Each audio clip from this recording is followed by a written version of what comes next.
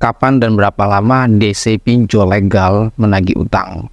Kapan dan berapa lama teror dari pinjol legal mulai diberlangsungkan? Jadi teman-teman nih, tolong perhatikan video ini baik-baik karena akan gue berikan informasinya sesuai dengan aturan OJK. DC kapan datang ke rumah Anda dan kapan mulainya DC menagih utang melalui kontak emergensi ataupun kontak dari nasabah.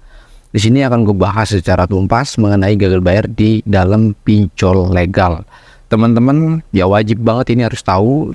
Teman-teman harus banget ini ya wajib untuk mengambil informasi ini karena teman-teman ketika Anda gagal bayar di sebuah aplikasi pinjol legal, tentunya Anda tidak lagi takut ya yang namanya ditagih via WA sama DC, didatangi sama DC, dan juga teman-teman ya insya Allah setelah nonton video ini nggak takut lagi. Oke, teman-teman juga di sini yang belum mendukung dan belum mensupport dari channel YouTube Tools Pinjol, silakan saja langsung klik tombol subscribe-nya dan juga like-nya. Dan juga teman-teman di sini yang belum share videonya, silakan share dan nyalakan juga tanda loncengnya di bawah ini. Teman-teman yang belum join masuk ke dalam grup Telegram dari Tools Pinjol, silakan saja klik link tautan yang ada di dalam deskripsi. Oke, nggak lama-lama, gue langsung saja membahas topiknya.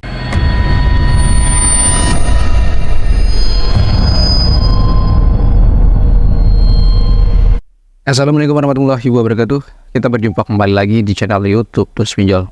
Seperti di awal tadi gue sudah bilang kepada teman-teman bahwa video ini akan gue bahas tentang berapa lama DC pinjol legal meneror Anda dan kapan DC pinjol legal berhenti meneror Anda dan kapan DC pinjol legal mendatangi rumah nasabah. Dan ini sesuai dengan aturan OJK, jadi teman-teman tolong perhatikan baik-baik karena akan gue beberkan solusi, tips dan trik dan banyak sekali informasi yang akan gue berikan di dalam video ini. Makanya nanti video ini mungkin agak sedikit panjang karena akan gue berikan alurnya seperti apa, step by stepnya bagaimana. Oke, teman-teman pastinya merasa resah banget ya dengan penagihan dari pinjol legal, baik via WA ataupun telepon ataupun kontak darurat itu pasti akan diganggu. Kebanyakan pinjol-pinjol legal menagih utang sebelum nasabah jatuh tempo, dan juga ada setelah jatuh tempo 1 hari itu nasabah juga ada yang di spam telepon, spam chat dan lain sebagainya, banyak sekali. Jadi teman-teman kalau diperlakukan seperti itu sama DC dari pinjol legal, nggak usah takut dulu karena kalian harus melihat video ini terlebih dahulu.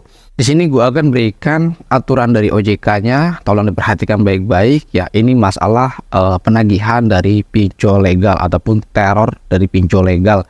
Dan juga gue akan berikan informasinya ya, aturan DC mendatangi rumah nasabah itu kapan waktunya, dan lebih baiknya sesuai dengan aturan di kolektor ya, DC lapangan ataupun collectionnya itu mendatangi rumah nasabah di hari keberapa yang sesuai dengan aturan OJK. Di sini gue bacakan informasi yang gue ambil, yang gue dimana di media online ini gue ambil informasinya. Berdasarkan peraturan Otoritas Jasa Keuangan atau OJK dalam nomor 10/POJK 05/2022 sebagai dasar hukum tidak mengatur secara eksplisit mengenai tenggang waktu tagih penyelenggara pinjol ataupun ketentuan bahwa pinjol hanya boleh menagih dalam waktu 90 hari dan selebihnya hangus. Nah, jadi teman-teman tuh ya, sesuai dengan aturan POJK bahwa debt collector mendatangi rumah nasabah itu harus ya 90 hari nasabah sudah gagal bayar. Jadi ketika Anda gagal bayar 90 hari atau 3 bulan, nah itu baru debt collectornya harus mengunjungi rumah nasabah atau mendatangi rumah nasabah perihal penagihan utang. Namun kalau debt kolektornya ataupun bill collectionnya mendatangi rumah nasabah, itu kalian wajib banget sebagai nasabah harus ya meminta berkas-berkas yang dia bawa seperti SPPI, surat tugas ataupun surat jalan ataupun rincian tagihan utang Anda. Tentunya DC-DC itu memiliki etika baik dalam ya berkomunikasi dengan nasabah. Datang ke rumah nasabah harus sopan, tidak boleh teriak-teriak, tidak boleh berkata kasar, tidak boleh ada intimidasi, tidak boleh mempermalukan nasabah dan lain sejenisnya. Nah juga teman-teman juga harus tahu banyak yang bilang, banyak gue dapat informasi, setelah nasabah itu sudah 90 hari katanya utangnya bisa lunas. Itu tidak Mas Bro. Utang Anda, kalau Anda belum melakukan pembayaran lebih dari 90 hari, itu utang Anda belum lunas ataupun hangus ya, bahasanya seperti itu. Utang Anda bisa lunas kalau utang Anda itu bisa di-cover oleh pihak asuransi dari pinjol tersebut. Makanya pinjol-pinjol legal yang besar, dia tentunya sudah memiliki asuransi. Jadi teman-teman kalau memiliki tunggakan utang ya di perusahaan pinjol yang besar yang sudah memiliki asuransi, kalian nggak usah takut ya, yang namanya blacklist data. Kalian nggak usah takut data kalian dimasukkan ke slik OJK, karena mereka itu sudah memiliki asuransi. Artinya ketika Anda gagal bayar atau sudah nggak bayar-bayar lebih dari 90 hari, maka utang Anda akan di-cover oleh pihak asuransi. Makanya nanti di slik OJK-nya statusnya lunas. Dan itu informasinya gue juga sudah spill di dalam video gue yang sebelumnya, yaitu tentang gagal bayar 200 juta, tentang utang auto lunas. Itu adalah kisah-kisah nyata yang sudah gue beberkan di dalam video ini. Dan juga teman-teman juga harus tahu ya, bahwa pinjol legal itu bisa menyeret Anda ke jalur hukum ya. Ke jalur hukum legal. Artinya seperti apa Bang? Nah, kalau teman-teman memiliki tunggakan utang di pinjaman online, tentunya pihak kuasa hukum ataupun pihak dari pinjolnya bisa menyeret Anda ke jalur hukum. Bisa Mas Bro, tapi hukumnya hukum perdata, bukan pidana. Namun Anda bisa diseret ke pidana bila Anda ketahuan ya, ketahuan itu menggunakan identitas palsu, KTP palsu. Jadi kalian misalkan punya KTP, lalu kalian KTP-nya diedit, itu bisa dimasukkan ke jalur hukum pidana. Namun kalau semuanya itu berkas-berkas kalian itu ataupun data-data kalian itu ya itu valid ya, asli milik Anda, itu kalian gagal bayar di pinjol legal akan diseret ke jalur hukum legal, artinya ke perdata saja, tidak ke pidana ya Bro, catat. Namun dalam kasus-kasus pinjaman online legal yang nasabah gagal bayar itu ya belum ada nasabah pinjol itu diseret ke jalur hukum perdata. Itu belum ada. Karena apa? Karena utang gak seberapa, biaya untuk yang mengajukan nasabah ini ya masuk ke dalam hukum perdata atau di pengadilan, ini biayanya sangat besar. Jadi nggak sebanding dengan utang Anda dengan biaya untuk ke pengadilan, itu ya nggak sebanding Mas Bro. Jadi teman-teman gagal bayar di pinjol legal, kalian nggak usah takut kalian diseret ke hukum perdata ataupun ke hukum ya ditarik ke pengadilan, tidak ya Mas Bro. Jadi teman-teman tuh nggak usah takut gitu. Jadi teman-teman nggak usah takut kalau dia menyatakan nanti kamu saya proses ke jalur hukum ya. Jalur hukumnya itu adalah jalur hukum legal resmi, artinya kalian diseret ke jalur hukum perdata, nanti diadirin di sana.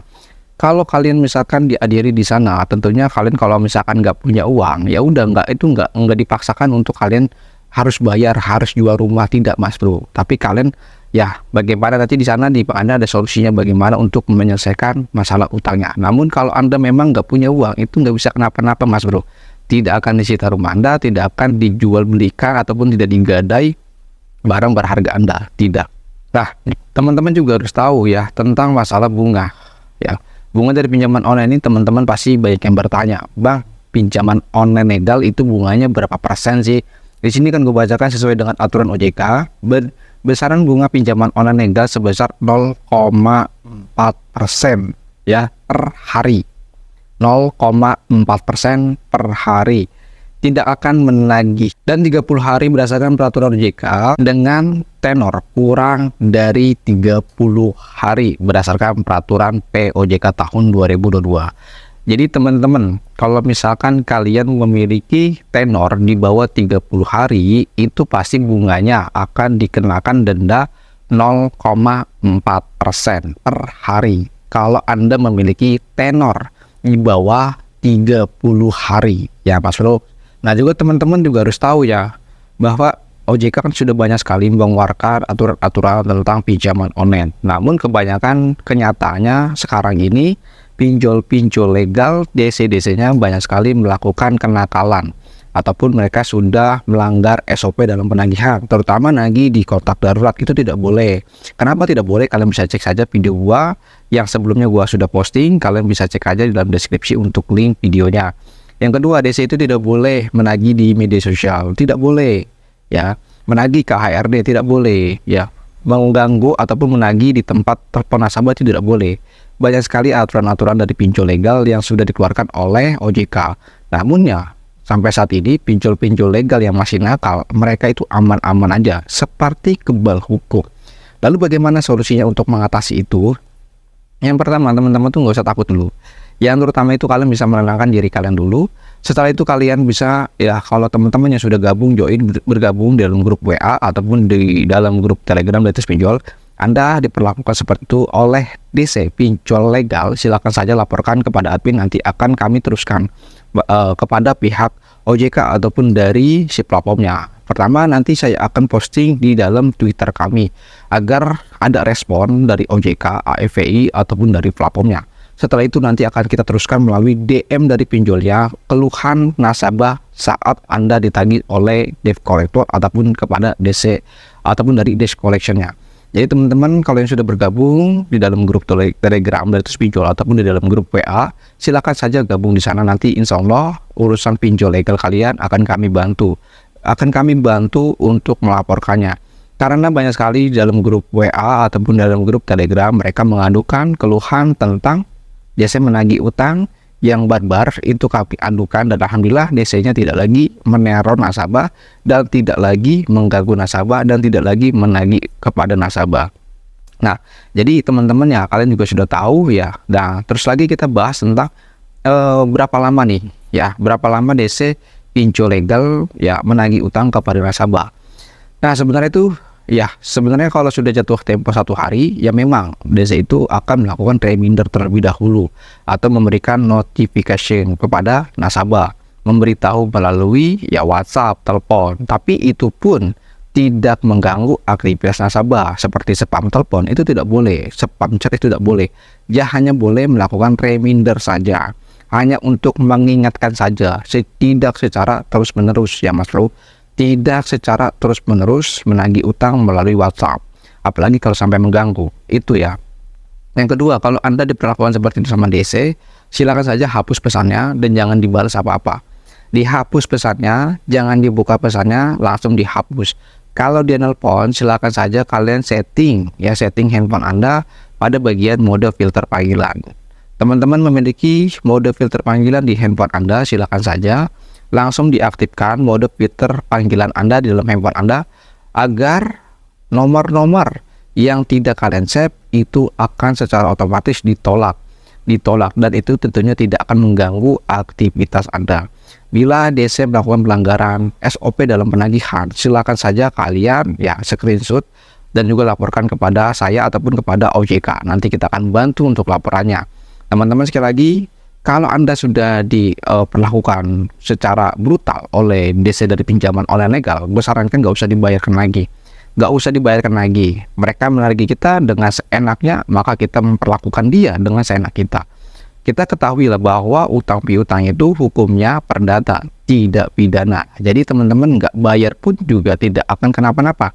Palingin juga cuma resikonya selik OJK, BI checking, datanya blacklist, ya, dan juga perdata. Hanya itu aja Mas Bro, tidak ada lagi hukum yang lebih berat bagi nasabah yang gagal bayar. Mungkin itu saja informasinya yang gue berikan kepada teman-teman. Yuk silakan kita bergabung bersama Tools Pinjol. Mungkin saja, assalamualaikum warahmatullahi wabarakatuh. Salam PLB, tetap semangat dan jangan lupa selalu dukung dan support channel ini. Bye bye.